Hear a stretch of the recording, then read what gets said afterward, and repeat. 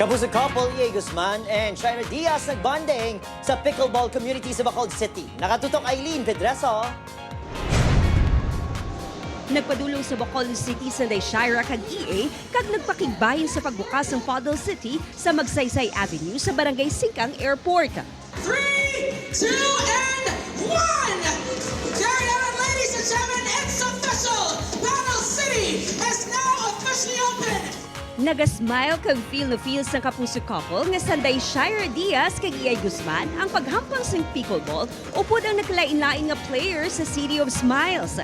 Mahilig man kuno sa pickleball ang duha, pero mas unforgettable ang experience nga iba naman nga tawo ang ilang kontra sa hampang. Ang saya-saya. First time namin lumipad Yeah. out of the city para maglaro ng Pickleball. pickleball. Ang saya Yeah, na ibang community naman yung nakalaro namin dito, di ba? Yung mga taga Bacolod. Yung pagiging competitive ng bawat isa. Lumalabas. Hindi lang kaming dalawa, kundi yung kalaban or yung friends namin, yung family, yung loved one namin nakalaro. Dito sa pickleball, nakakapaglaro kami ng magkasama. Nagalaom ang presidente sa nasambit nga pickleball facility nga pinaagi sini. Mas matibong pa ang sports nga pickleball sa mga Bacolodnon.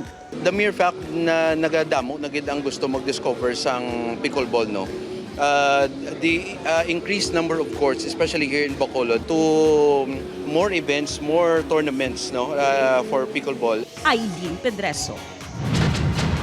1 Western Visayas.